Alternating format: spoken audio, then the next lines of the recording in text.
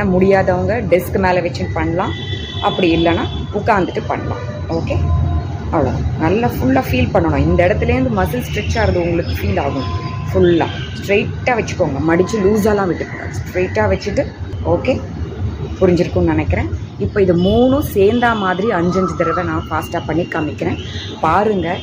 அதாவது first move என்னென்னு கேட்டிங்கன்னா, கையை நேராக வச்சுக்கிறோம், ஃப்ளெக்ஸ் பண்ணுறோம், நேராக வந்துடுறோம், எக்ஸ்டெண்ட் பண்ணுறோம், கம் பேக், ஃப்ளெக்ஸ், எக்ஸ்டெண்ட்.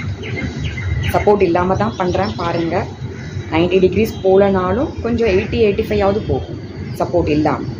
2 கையும் சேர்ந்து பண்ணும்போது நம்ம சப்போர்ட் இருக்காது இல்லையா? அவ்வளோதான். ஒரு 5 தடவை முடிஞ்சிருக்கும்னு நினைக்கிறேன். அடுத்தது பாய் பாய் மூமெண்ட். ஓகே, நல்லா இந்த சைடு போயிட்டு இப்படி வாங்க. ரிஸ்ட்டு நல்லா திரும்பும், உங்களுக்கே ஃபீல் ஆகும். எல்போ வரைக்கும், அதாவது முழங்கை வரைக்கும் உங்களுக்கு அந்த மசில்ஸ் எல்லாம் இழுக்கிறது ஃபீல் பண்ணுவீங்க கையை நேராக வச்சு பண்ணும்போது. ஓகே, 5 தடவை முடிஞ்சிருக்கும்னு நினைக்கிறேன்.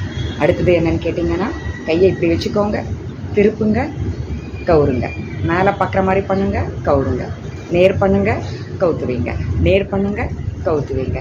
ஓகே, இவ்வளோ ஈஸி. இது 5 தடவை பண்ணோம். மொத்தம் 15 பண்ணுற வரைக்கும் கை இப்படியே தான் இருக்கணும், நடுவில் இறக்காதீங்க.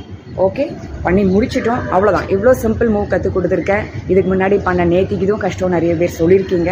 ஸோ அதனால தான் இன்றைக்கி கைக்கு பண்ணுறது அட்லீஸ்ட் சிம்பிளாக கொடுத்துருக்கேன். இந்த ரிஸ்ட் மூவ்ஸை தெரிஞ்சுட்டோம், அதோட பெனிஃபிட்ஸும் தெரிஞ்சுக்கணும். இல்லைனா இதை ஏன் பண்ணணும்னு நினைப்போம்.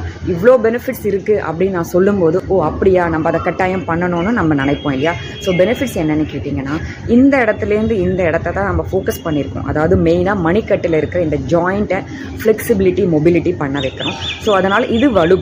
இது வலுப்பெற்றாதான் நம்ம சின்ன சின்ன வேலைகளை, எந்த ஒரு பொருளை தூக்கிறது, பிடிக்கிறது, அந்த கிரிப் ஹோல்டுன்னு சொல்கிறோம் இல்லையா, அதெல்லாம் இந்த இடத்த கொண்டு தான் நம்ம பண்ணுறோம்.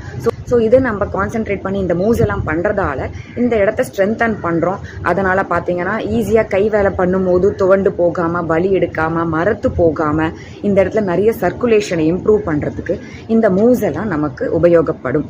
ஸோ இதை கட்டாயம் தெரிஞ்சு வச்சுக்கோங்க. அதுவும் இல்லாமல் இந்த இடத்துல சர்ஜரி ஆனவங்க, வயசானவங்களுக்கு கை நடுக்கம் ஏற்படும் எழுதும்போதும் இல்லை. ஸோ அதெல்லாம் அவாய்ட் பண்ணணும்னா இப்போவே இந்த நம்ம எக்ஸசைஸ் பண்ணலாம். இது தவிர்த்து பார்த்தீங்கன்னா பார்க்கின்சோனிசம், இந்த நியூராலஜிக்கல் ப்ராப்ளம்ஸ்லாம் கை இந்த இடத்துல நிறைய பேருக்கு வருது. ஒரு பொருளை எடுத்து வைக்க முடியாது, எழுத முடியாது.